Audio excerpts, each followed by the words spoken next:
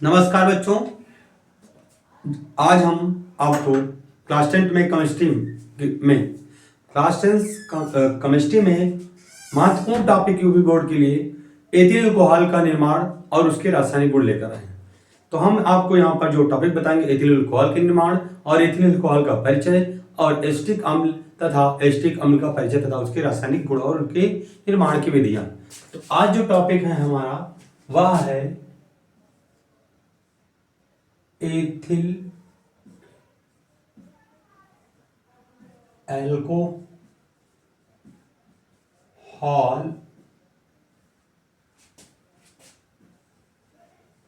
तो आज ये हम पढ़ाएंगे एथिल अल्कोहल, क्योंकि यहां से संभावना है कि जो 26 का पेपर होने वाला है जो क्लास 10 का साइंस का, तो उसमें यहाँ पर प्रबल चांस है कि एथिल अल्कोहल से प्रश्न बन सकता है। तो सबसे पहले हम क्या करेंगे, इसके सामान्य परिचय हम जान लें कि एथिल अल्कोहल है क्या। तो पहली बात इसका सामान्य नाम, जब भी हम वहां पर लिखेंगे ये एथिल अल्कोहल के बारे में तो कैसे लिखेंगे, पहले इसका सामान्य नाम। सामान्य नाम, तो सामान्य नाम क्या होता है, यही एथिल अल्कोहल। इसका नाम क्या है, एथिल अल्कोहल। सामान्य नाम क्या है, एथिल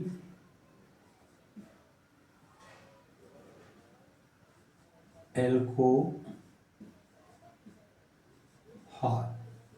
सामान्य नाम क्या है, एथिल एल्कोहल। और इसका अणुसूत्र या संरचना सूत्र लिखने की कोई दिक्कत नहीं, यहां पर संरचना सूत्र।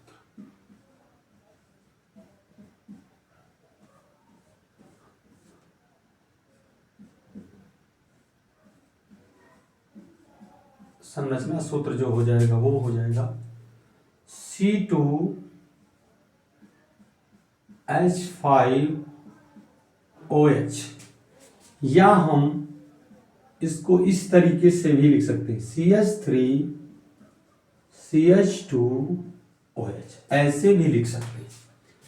तो एथिल अल्कोहल का ये आपका सामान्य सूत्र है या संरचना सूत्र है।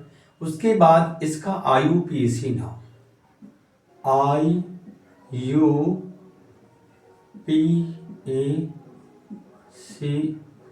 नाम। तो एथिल अल्कोहल का IUPAC नाम, जैसा कि हमने वहां पर जब कार्बनिक यौगिकों का IUPAC पद्धति में नामकरण पढ़ा था तो वहां पर हमने बता दिया था। तो यहाँ पर देखते हैं इसे, कार्बन, दो कार्बन है तो दो कार्बन पर एथेन हो जाएगा, और यहाँ पर OH समूह लगा है तो आल, इसका द्वितीयक अनुलग्न आल हो जाएगा। तो यहाँ पर लिखेंगे इसका IUPAC नाम एथेनॉल होता है। और क्या लिख दे सॉरी इसका अणुभार अगर आपको आ रहा है तब लिख सकते हैं, आप अणुभार भी लिख सकते हैं इसका। तो अणुभार में क्या लिख सकते हैं, हमें पहले बात तो कुछ चीज जानकारी होनी चाहिए। जैसे कार्बन का अणुभार होता है 12, हाइड्रोजन का अणुभार होता है 1 और ऑक्सीजन का अणुभार होता है 16। तो इस तरीके से यहाँ पर कितने कार्बन है, 12, दो कार्बन, दो कार्बन, तो एक कार्बन का 12, दो कार्बन का यहाँ पर आ जाएगा 24। कितना आ जाएगा, 24। उसके बाद हाइड्रोजन का परमाणु बार 1 होता है तो यहाँ पर दो हाइड्रोजन, सॉरी दो 3 2 5 1 6 है तो यहाँ पर 6 जोड़ देंगे, और ऑक्सीजन का 1 अणु है तो यहाँ पर 16 जोड़ देंगे। 6 4 10 6 16 और ये आप आ जाएगा 46। तो इस तरीके से इसका अणुभार कितना आ जाएगा, इसका अणुभार आ जाएगा आपका 46। तो ये था इसका सामान्य परिचय। अब हम बताएंगे क्या इसके निर्माण की विधियां। हालांकि ये मिट गया है, फिर से लिख देते हैं इसको, CH3CH2OH।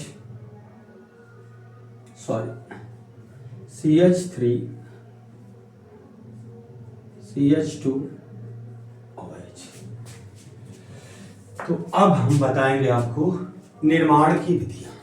निर्माण विधियां,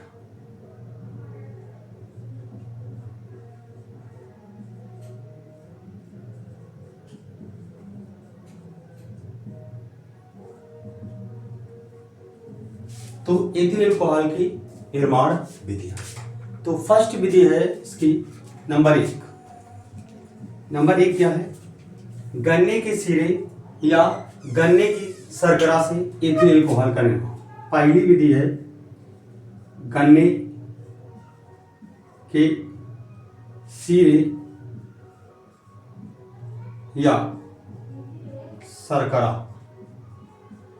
से एथिल अल्कोहल की निर्माण विधियां पढ़ेंगे। क्या पढ़ेंगे? एथिल अल्कोहल की निर्माण की विधियां। तो गन्ने के सिरे द्वारा, पहली विधि हम बताने जा रहे हैं गन्ने के सिरे से एथिल अल्कोहल का निर्माण।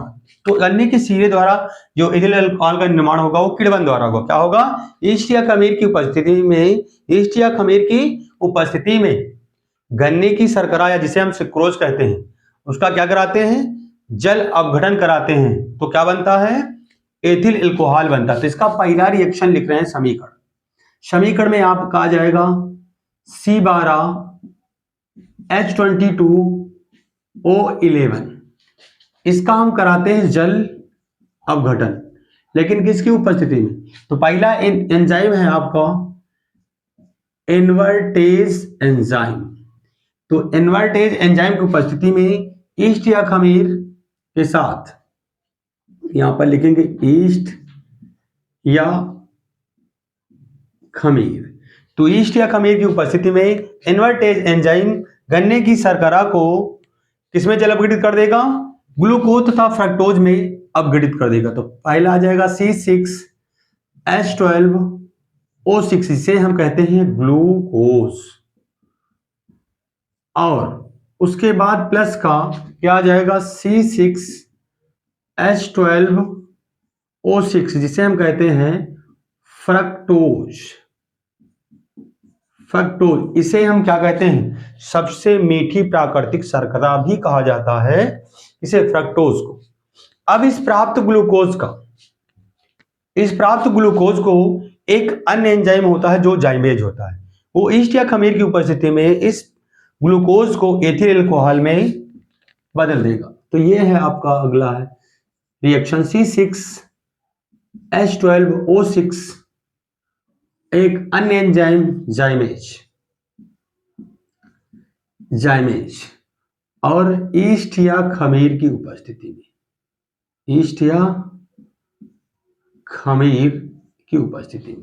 तो क्या बन जाएगा? ये एथिल अल्कोहल 2C2H5OH और प्लस 2CO2। तो याद रखें ये जो किण्वन, ये जो एथिल अल्कोहल का गन्ने के सिरे से जो एथिल अल्कोहल का निर्माण है वो फर्मेंटेशन या हम कह सकते हैं किण्वन द्वारा, और किण्वन द्वारा जो भी अब क्रियाएं संपन्न होती हैं उनमें एक गैस जरूर प्रोड्यूस होती है, उत्पादित होती है, जिसे हम कहते हैं CO2। अब इसकी हम थ्योरी चाहे तो लिख सकते हैं। तो ईस्ट या खमीर की उपस्थिति में, इसकी थ्योरी में यहां पर लिख सकते हैं ईस्ट या खमीर की उपस्थिति में, ईस्ट या खमीर की उपस्थिति में किण्वन द्वारा, ईस्ट या खमीर की उपस्थिति में, इसका पहले नाम लिख दें सुक्रोज या गन्ने का सीरा, सुक्रोज। ईस्ट या खमीर की उपस्थिति में सुक्रोज का, पहली बात किण्वन द्वारा, उपस्थिति में किण्वन द्वारा, ईस्ट या खमीर की उपस्थिति में किण्वन द्वारा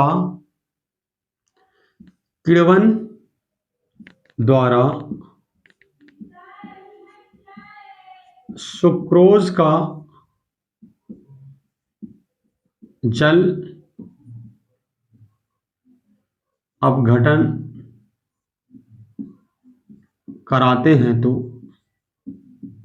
हाँ, तो क्या ईस्ट या खमीर की उपस्थिति में किण्वन द्वारा सुक्रोज का जल अपघटन कराते हैं तो क्या प्राप्त होता है? सबसे पहले तो प्राप्त होता है ग्लूकोज, और ग्लूकोज को एक अन्य एंजाइम किसमें बदल देता है? एथिल अल्कोहल में बदल देता है। तो जल अपघटन कराते हैं तो ग्लूकोज तथा फ्रक्टोज प्राप्त होता है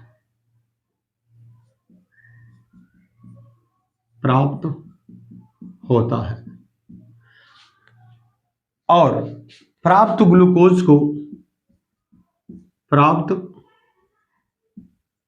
ग्लूकोज को प्राप्त ग्लूकोज को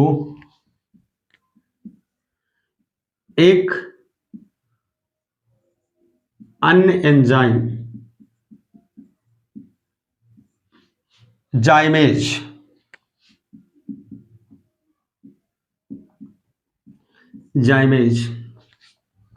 किसमें बदल देगा?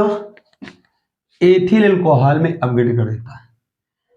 प्राप्त ग्लूकोज को एक अन्य एंजाइम जाइमेज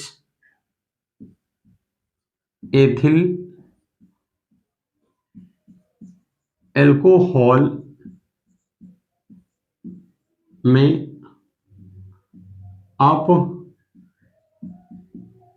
अपघटित कर देता है। तो ये था गन्ने के सीरे से एथिल अल्कोहल का निर्माण। ईस्ट या खमीर की उपस्थिति में जो है सुक्रोज का किण्वन द्वारा इन्वर्टेज एंजाइम की उपस्थिति में जल अपघटन कराते हैं तो क्या बनता है? ग्लूकोज का फ्रक्टोज बनता है और प्राप्त ग्लूकोज को एक अन्य एंजाइम जाइमेज होता है, इसे एथिल अल्कोहल में बदल देता है। जैसा कि हमने बताया किण्वन अगर हो रहा है, कहीं पर किण्वन या फर्मेंटेशन हो रहा है तो वहां पर CO2 गैस अवश्य उत्पादित होती है। तो अगली विधि है वो है सेकेंड विधि, जिसे हम कहते हैं स्टार्च द्वारा एथिल अल्कोहल का निर्माण। विधि नंबर 2,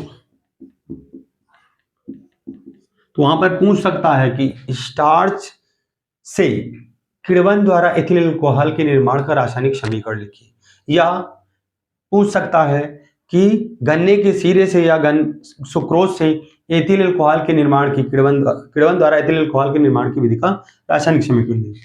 तो वही चीज है, हम यहां पर आपको दोनों बता रहे हैं। स्टार्च द्वारा एथिल अल्कोहल का निर्माण, तो यहां पर हम लिखेंगे पहली बात तो स्टार्च द्वारा। तो पहली बात तो स्टार्च का सूत्र क्या होता है?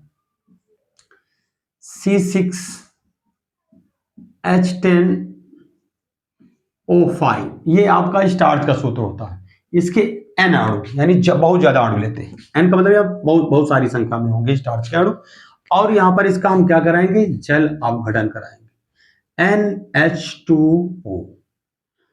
और यहां पर एंजाइम क्या होगा? स्टार्च को जो एक एंजाइम डायस्टेज होता है, स्टार्च का जल अपघटन डायस्टेज एंजाइम की उपस्थिति में कराते हैं तो क्या बनता है? आपका बनता है माल्टोज बनता है। क्या बनता है? माल्टोज। और माल्टोज का जो सूत्र होता है वह C12H22O11 का होल N का होल, इसे हम कहते हैं माल्टोज। क्या कहते हैं? माल्टोज। तो यहां पर कौन सा एंजाइम है? डायस्टेज।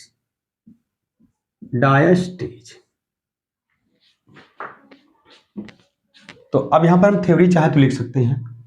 हाँ, डायस्टेज एंजाइम की उपस्थिति में स्टार्च का जल अपघटन कराते हैं तो लिख दे पहली बात तो ये आपका स्टार्च। अब प्राप्त माल्टोज को हम क्या कराते हैं?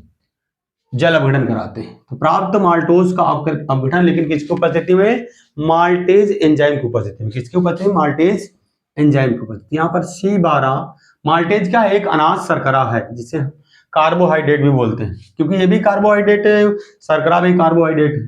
तो यहाँ पर C12H22O11 इसका हम जल अपघटन कराते हैं। तो यहां पर क्या प्राप्त होगा? जब हम माल्टोज का जल अपघटन कराते हैं लेकिन किसकी उपस्थिति में? तो माल्टेज एंजाइम की उपस्थिति में। और यहां पर क्या होगा? ईस्ट या खमीर भी होगी। बिल्कुल उसी तरह गन्ने के सीरे की तरह है, लेकिन एंजाइम इसमें क्या है? एंजाइम बदल जाता है। तो यहां पर आपका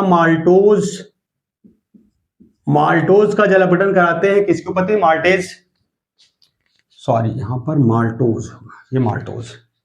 तो माल्टोज का जल अपघटन माल्टेज एंजाइम तथा ईस्ट या खमीर की उपस्थिति में कराते हैं तो ये बनता है आपका ग्लूकोज 2C6H12O6 बन जाता है। इसे हम कहते हैं ग्लूकोज। ग्लूकोज। अब तो ग्लूकोज को एक एंजाइम जाइमेज होता है, यहां पर ग्लूकोज है C6H12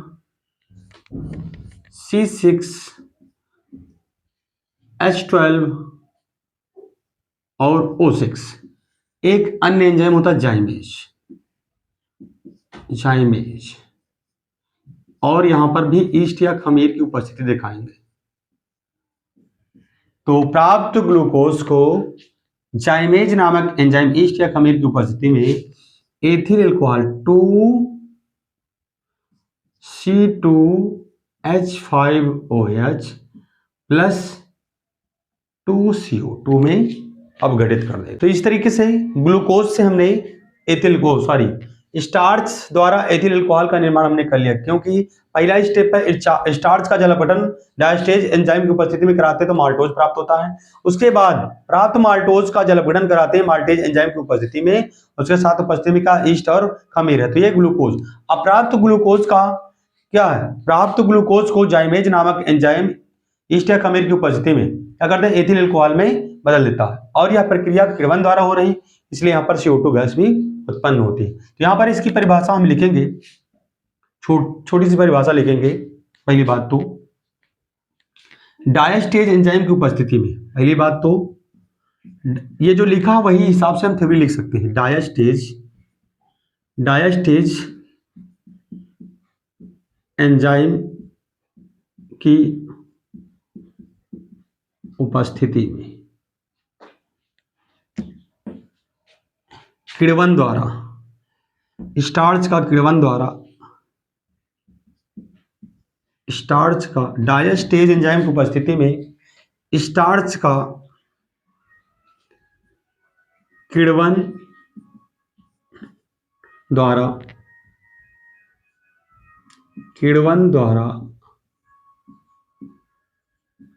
जल अपघटन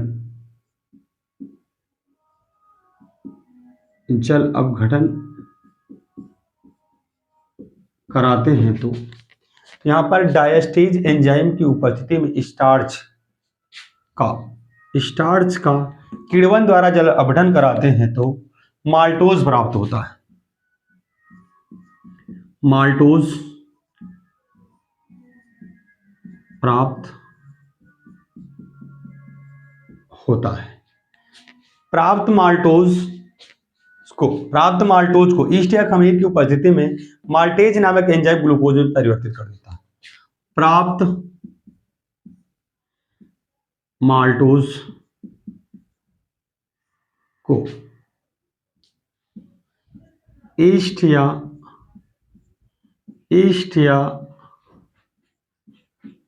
खमीर की उपस्थिति में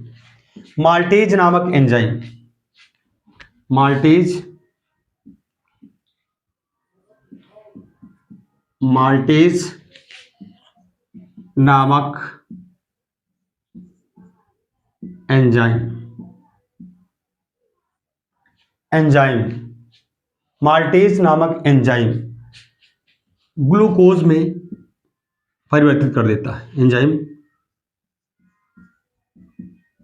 ग्लूकोज में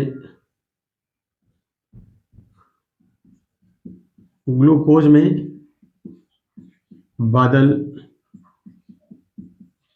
देता है, और प्राप्त ग्लूकोज को जाइमेज नामक एंजाइम ईस्ट या खमीर की उपस्थिति में एथिल अल्कोहल में बदल देता है। प्राप्त ग्लूकोज को एक अन्य एंजाइम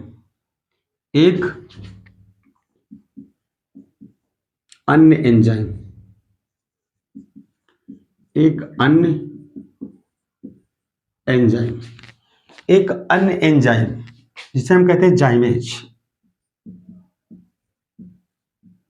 जाइमेज ईस्ट या खमीर की उपस्थिति में, ईस्ट या खमीर की उपस्थिति में एथिल अल्कोहल में अपघटित कर देता है। एथिल अल्कोहल में अपघटित कर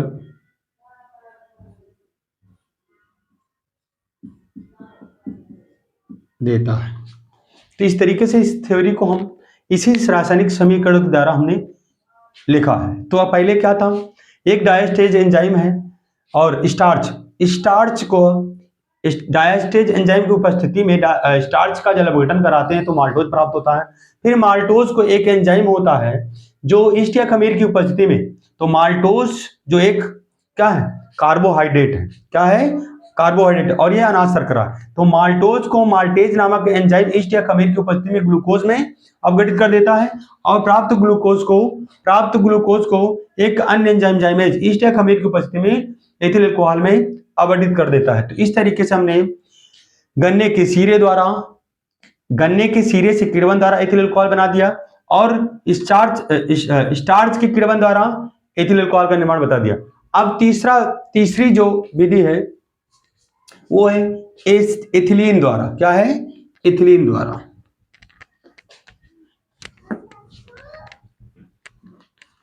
एथिलीन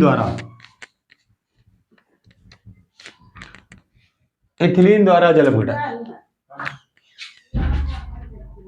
नंबर तीन है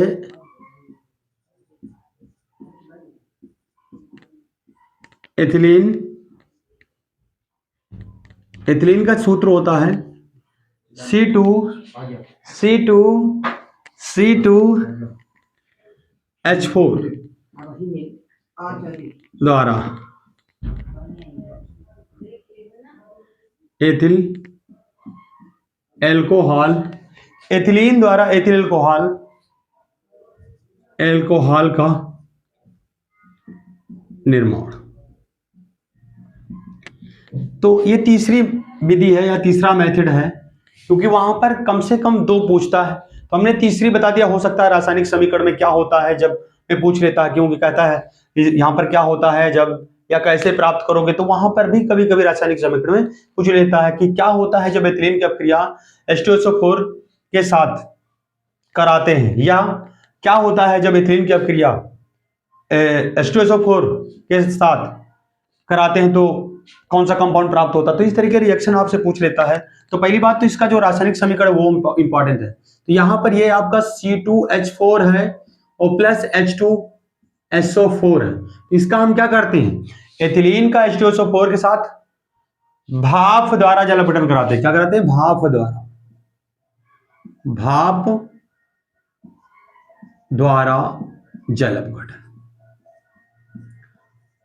जल अपघटन। भाप द्वारा जल, इसी समीकरण के माध्यम से हम थ्योरी लिखते हैं। तो क्या है, एथिलीन का H2SO4 के साथ भाप द्वारा जल अपघटन कराते हैं तो सबसे पहले क्या बनेगा, यहां पर जो हमें कंपाउंड प्राप्त होगा वो C2H5HSO4 plus hydrogen gas release होगी या मुक्त होगी। इसे कहते हैं एथिल हाइड्रोजन सल्फेट। क्या कहते हैं, ethyl hydrogen sulphate. Ethyl hydrogen sulphate का अब हम जल अपघटन कराते हैं C2H5HSO4 प्लस H2O। तो इसका हम जल अपघटन कराएंगे तो ये आपका आ जाएगा एथिल अल्कोहल प्लस H2SO4। ये आ गया आपका एथिलीन के द्वारा H2SO4 का निर्माण। तो भाप द्वारा क्या है, यहां पर थ्योरी लिखना है तो लिख देंगे हम, कोई दिक्कत नहीं। यहां पर तो लिख सकते हैं थ्योरी। यहां पर थ्योरी क्या लिखेंगे, एथिलीन का यहां पर लिख दें एथिलीन।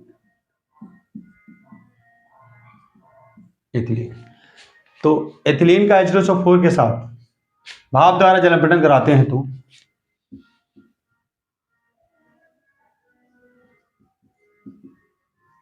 एथिलीन का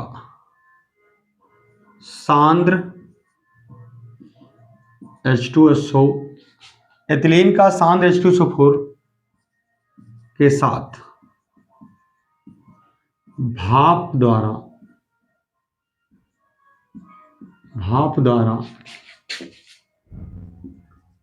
जल अपघटन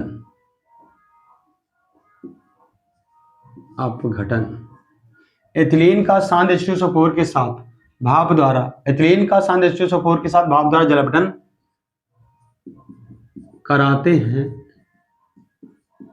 तो एथिल अल्कोहल प्राप्त होता है। एथिल अल्कोहल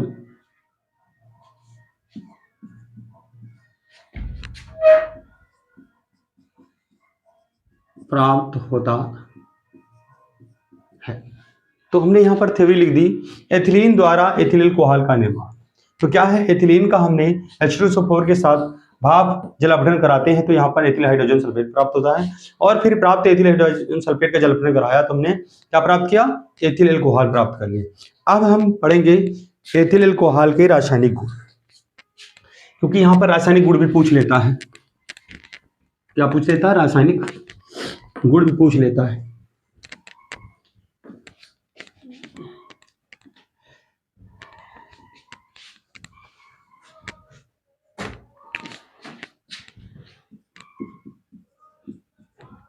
एथिल अल्कोहल के रासायनिक गुण। तो एथिल अल्कोहल के रासायनिक गुण में पहला है अम्लों से अपक्रिया, यानी जब हम एथिल अल्कोहल के अम्लों से अपक्रिया कराते हैं तो क्या होता है, अम्लों से अपक्रिया। तो पहले में हम फर्स्ट पॉइंट लिखते हैं, HCl के साथ अपक्रिया। क्या है, HCl के साथ अभिक्रिया। तो हम जब एथिल अल्कोहल की अपक्रिया किसके साथ कराते हैं, हाइड्रोक्लोरिक अम्ल से, वो भी किसकी उपस्थिति में, निर्जल ZnCl2 की उपस्थिति। निर्जल ZnCl2 की उपस्थिति में एथिल अल्कोहल की अपक्रिया HCl से कराते हैं तो बनता है ये बनता है एथिल क्लोराइड, और प्लस का जो बनता है आपका वो बनता है जल। क्या बनता है, तो इस तरीके से हम यहाँ पर थ्योरी लिखना चाहे तो लिख सकते हैं, लेकिन थ्योरी की आवश्यकता नहीं, क्योंकि वहां पर ही केवल रासायनिक समीकरण देना होता। तो निर्जल ZnCl2 यानी निर्जल जिंक क्लोराइड की उपस्थिति में एथिल अल्कोहल की अपक्रिया हाइड्रोक्लोरिक अम्ल से कराते हैं तो क्या बनता है, क्लोरोएथेन या एथिल क्लोराइड। इसका साधारण नाम क्या होगा, एथिल क्लोराइड। उसके बाद बी में हम लिखते हैं H2SO4 से अपक्रिया, H2SO4 के साथ अभिक्रिया। तो H2SO4 के साथ अपक्रिया कराते हैं तो क्या बनेगा, तो पहले हम लेंगे C2H5OH प्लस H2SO4 तो इसको पहले हम गर्म करेंगे 100 डिग्री सेल्सियस पर। कितने पर, 100 डिग्री सेल्सियस पर। तो ये बन जाएगा आपका C2H5HSO4 और प्लस का जल, प्लस का एथिल हाइड्रो, यानी जब हम एथिल अल्कोहल को H2SO4 के साथ 100 डिग्री सेल्सियस पर गर्म करते हैं बनता है एथिल हाइड्रोजन सल्फेट, और पुनः प्राप्त एथिल हाइड्रोजन सल्फेट को 160 से 170 डिग्री सेल्सियस पर गर्म करते हैं। C2H5HSO4 को पुनः 160 या 170 डिग्री सेल्सियस पर गर्म करते हैं तो ये आपका बन जाता है फिर से वही चीज जैसे हमने यहाँ पर पढ़ा था, एथिलीन से इथिल अल्कोहल निर्माण। यहाँ पर आ जाएगा एथिलीन C2H4 प्लस H2SO4 4। इस तरीके से आपका ये बन जाएगा, क्या बन जाएगा, C2, हाँ बन जाएगा आपका ये एथिलीन फिर से प्राप्त हो जाएगा, एथिलीन। तो ये तो पहला रासायनिक गुण। अब दूसरा रासायनिक गुण क्या है, दूसरा है इसका क्या बोलते हैं, हाँ फास्फोरस पेंटाक्लोराइड के साथ अभिक्रिया, क्या है नंबर 2 फास्फोरस पेंटाक्लोराइड के साथ अभिक्रिया, फास्फोरस पेंटाक्लोराइड से अभिक्रिया नंबर 2 PCl5, इसे कहते हैं फास्फोरस पेंटाक्लोराइड के साथ अभिक्रिया, PCl5 के साथ अभिक्रिया। तो अगर हम फास्फोरस पेंटाक्लोराइड के साथ अभिक्रिया कराते हैं तो क्या बनता है, एथिल क्लोराइड बनता है। तो यहां पर हम कराएंगे फास्फोरस पेंटाक्लोराइड के साथ अभिक्रिया एथिल अल्कोहल, किसकी, एथिल अल्कोहल की। तो PCl5, इसे कहते हैं फास्फोरस पेंटाक्लोराइड। तो फास्फोरस पेंटाक्लोराइड के साथ अभिक्रिया कराते हैं किसकी, एथिल अल्कोहल की। तो यहां पर पहले बन जाएगा C2H5Cl plus POCl3 plus HCl। तो यहां पर जब भी हम देखेंगे फास्फोरस पेंटाक्लोराइड से रिएक्शन कराएंगे तो यहां पर POCl3 जरूर बनने वाला है। तो इस तरीके से हो जाएगा। अब नंबर 3 हम कराते हैं किसकी, सोडियम धातु से अभिक्रिया, सोडियम धातु से अभिक्रिया, सोडियम धातु से अभिक्रिया, सोडियम धातु से अभिक्रिया कराते हैं तो सोडियम हाइड्रोक्साइड प्राप्त होता है। तो यहां पर लिखेंगे C2H5OH प्लस 2Na। तो यहां पर क्या बन जाएगा, तो 2C2H5ONA प्लस यहां से आपका क्या आ जाएगा, हाइड्रोजन गैस मुक्त हो जाएगा, क्या आ जाएगा, हाइड्रोजन गैस मुक्त हो जाएगा। तो इस तरीके से क्या है, जब हम एथिल अल्कोहल की अभिक्रिया सोडियम धातु के साथ कराते हैं तो क्या प्राप्त होता है, सोडियम एथॉक्साइड प्राप्त होता है। क्या प्राप्त होता है, सोडियम एथॉक्साइड प्राप्त होता है। और इस तरीके से एक रिएक्शन और इंपॉर्टेंट है, और एक इंपॉर्टेंट क्या है, वो एस्टरीकरण का रिएक्शन, किसका, एस्टरीकरण का। तो इस तरीके से हो सकता है आपको ये समझ में आ रहा हो पूरी तरीके से, क्योंकि रासायनिक गुण जरूर कम से कम आपको कम से कम 3 तो जरूर याद रखना, क्योंकि 2 तक पूछा जाता है, 3 भी पूछ सकता है। तो आप अधिकतम 3 या फिर 2 ही पूछता है इस तरीके से। हाँ, यहाँ पर एक अभिक्रिया आते हैं एस्टरीकरण। तो एस्टरीकरण का भी रिएक्शन आप चाहें तो इसी में लिख सकते हैं, एस्टरीकरण का। क्या है, एस्टरीकरण का, ये है एस्टरी। वहां पर क्वेश्चन आता है एस्टरीकरण अभिक्रिया पर संक्षिप्त टिप्पणी लिखिए। एस्टरीकरण, एस्टरीकरण अभिक्रिया, एस्टरीकरण अभिक्रिया के बारे में लिखेंगे। तो एस्टरीकरण अभिक्रिया क्या होती है, एक प्रकार से जैसे हम वहां पर पढ़े थे अम्ल और क्षार में, तो हमने वहां पर देखा कि था कि अम्ल और क्षार की अभिक्रिया होती, लवण बनता। उसी तरह अगर हम कार्बोक्सिलिक अम्ल की अभिक्रिया, किसकी, कार्बोक्सिलिक अम्ल की अभिक्रिया अगर हम एल्कोहल से करा दे, क्या करा दे, कार्बोक्सिलिक अम्लों की अभिक्रिया एल्कोहल से कराते हैं तो वहां पर क्या बनता है, एस्टर बनता है। और यह अभिक्रिया क्या कहलाती है, एस्टरीकरण अभिक्रिया कहलाती है। लिखेंगे हम यहां पर, जब कार्बोक्सिलिक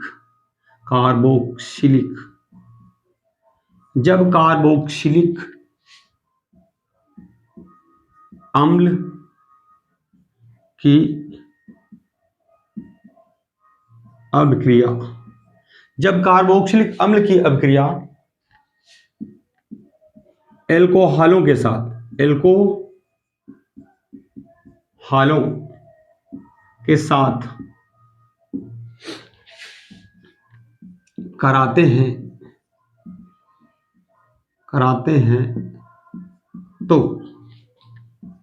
एस्टर बनता है, एस्टर बनता है। और यह अभिक्रिया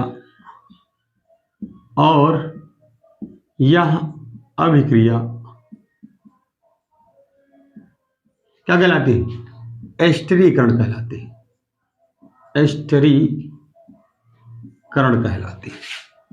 तो इसको हम चाहे तो एस्टिक अम्ल के रासायनिक गुण में लिख सकते हैं या फिर एथिल अल्कोहल के रासायनिक गुण में काउंट कर सकते हैं यदि आए। वैसे भी पूछा जाता है कि एस्टरीकरण अभिक्रिया पर संक्षिप्त टिप्पणी लिखिए, तो यहां से आ जाता है एस्टरीकरण, यह अभिक्रिया एस्टरीकरण कहलाती है,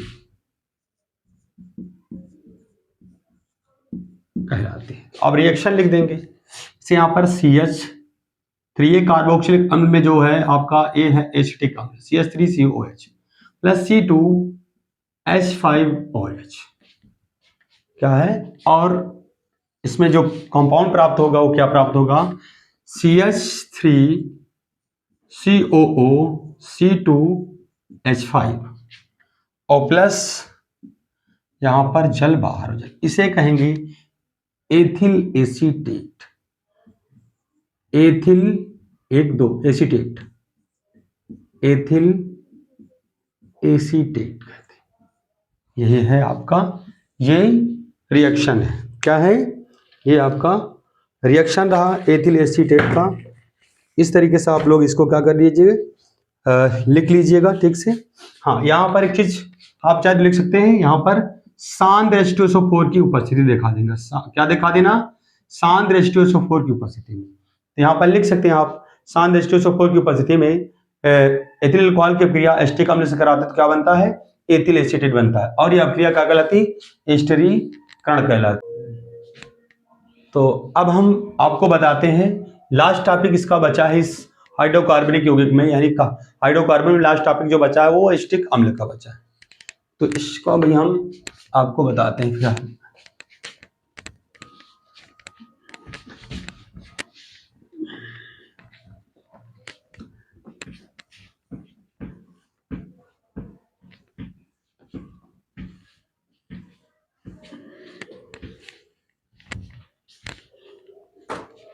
तो एसिटिक अम्ल,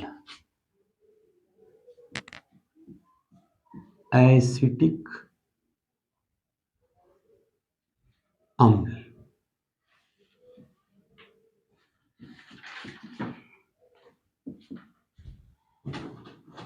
एसिटिक अम्ल। अब एसिटिक अम्ल में पहली बात तो इसका सामान्य नाम, साधारण नाम सामान्य नाम। तो एसिटिक अम्ल का सामान्य नाम हो जाएगा एसिटिक अम्ल ही होगा। सामान्य नाम क्या है, सामान्य नाम पूछा जाए तो एसिटिक अम्ल, एसिटिक अम्ल।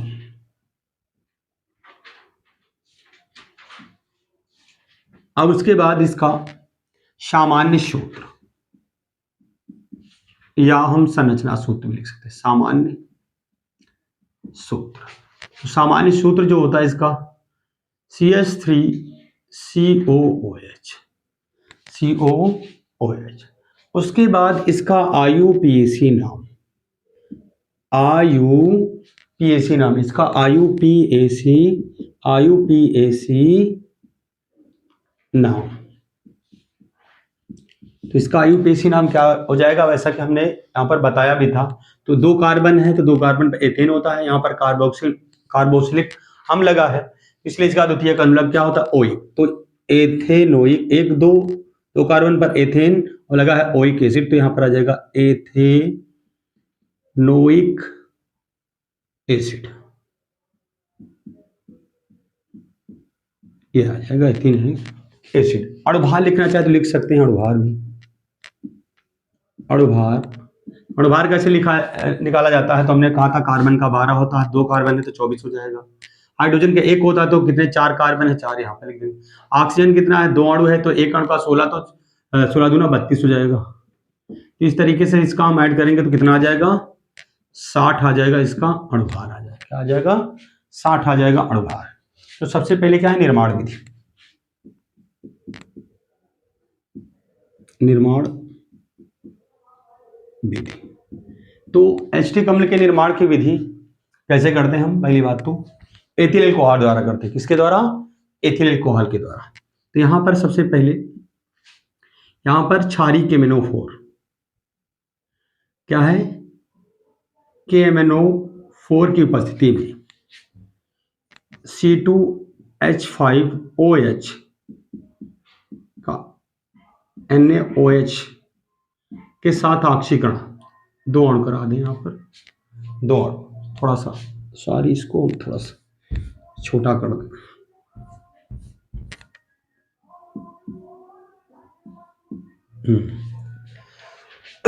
तो यहां पर हम क्या कराते हैं, एस्टिक अम्ल बनाने के लिए सोडियम हाइड्रोक्साइड, पहली बात तो KMnO4, क्षारीय KMnO4 की उपस्थिति में एथिल अल्कोहल का ऑक्सीकरण कराते हैं तो क्या बनता है, पहली बात तो ये बनता है सोडियम एसीटेट CH3COONA, और प्लस का बनेगा आपका H2O, क्या बन जाएगा H2O। ये आपका क्या है, ये सोडियम एसीटेट, ये क्या है इसका नाम,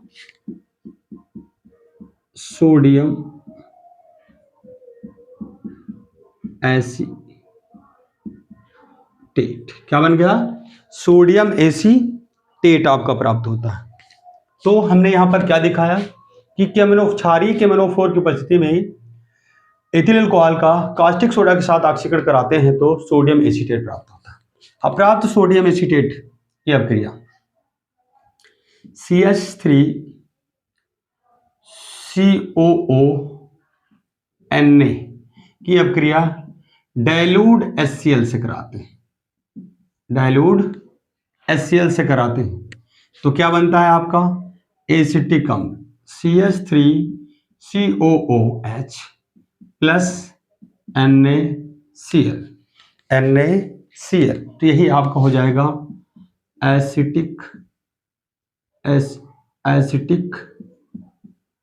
अम्ल।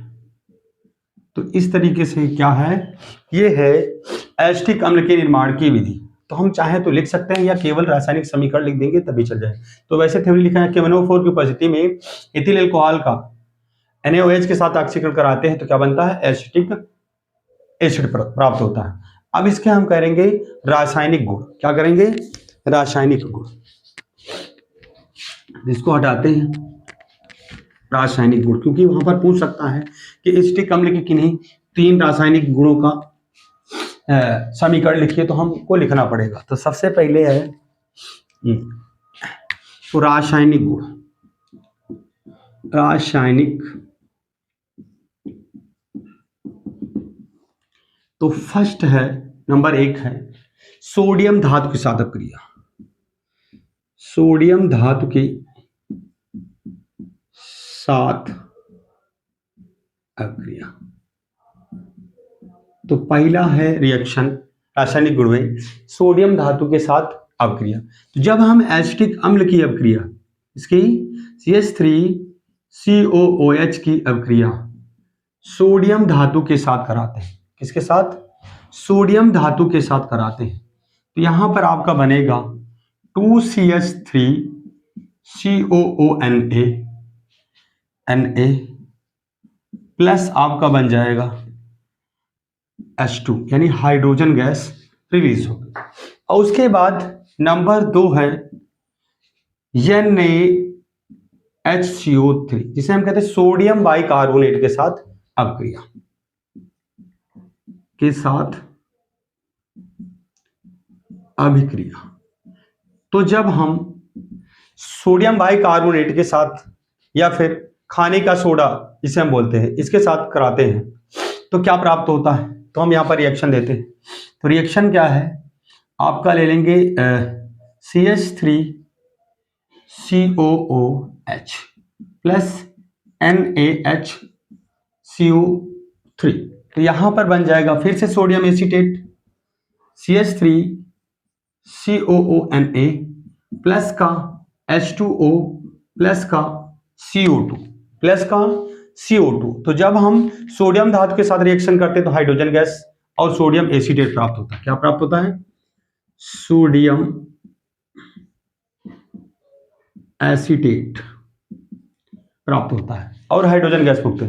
लेकिन जब हम सोडियम बाइकार्बोनेट के साथ रिएक्शन कराते हैं एसिटिक अम्ल की, तो यहाँ पर सोडियम एसीटेट के साथ साथ जलवाष्प तथा कार्बन डाइऑक्साइड गैस भी मुक्त होती है। अब तीसरा रासायनिक समीकरण दे देते हैं PCl5 के साथ रिएक्शन, PCl5 जिसे हम कहते हैं फास्फोरस पेंटाक्लोराइड के साथ रिएक्शन, किसके साथ? PCl5 के साथ रिएक्शन,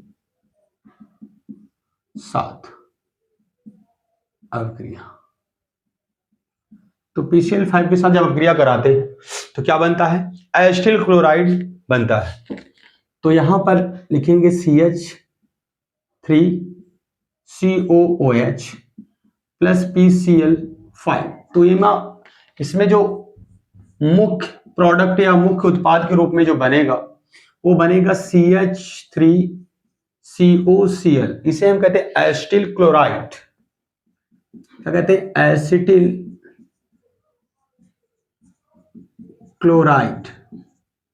और प्लस का बनेगा, हमने कहा था जब भी PCl5 से रिएक्शन कराते तो ये POCl3 बनता है और HCl बनता है। तो इस तरीके से ये रिएक्शन हमने दिखा दिया। तो इनको नोट कर लें ठीक से। और चाहे तो हमने बता दिया था एस्टरीकरण को भी यहां पर हम इसके रासायनिक गुण के रूप में लिख सकते हैं। तो अभी हमने बता दिया था कि एस्टरीकरण में क्या करते हैं। एस्टरीकरण में वही हमने कहा था कि किसी भी कार्बोक्सिलिक अम्ल की अपक्रिया अगर हम एल्कोहल से कराते हैं लेकिन सांद्र H2SO4 की उपस्थिति में, तो वहां पर एस्टर बनता है। क्या बनता है? एस्टर बनता है। तो अगर हम यहाँ पर रासायनिक गुण के रूप में चौथा रासायनिक गुण चाहे तो लिख सकते हैं। क्या है? जब हम एस्टिक अम्ल की अपक्रिया एथिल एल्कोहल के साथ सांद्र H2SO4 की उपस्थिति में कराते हैं तो यहां पर बनता है एथिल एसीटेट प्लस का जल वाष्प।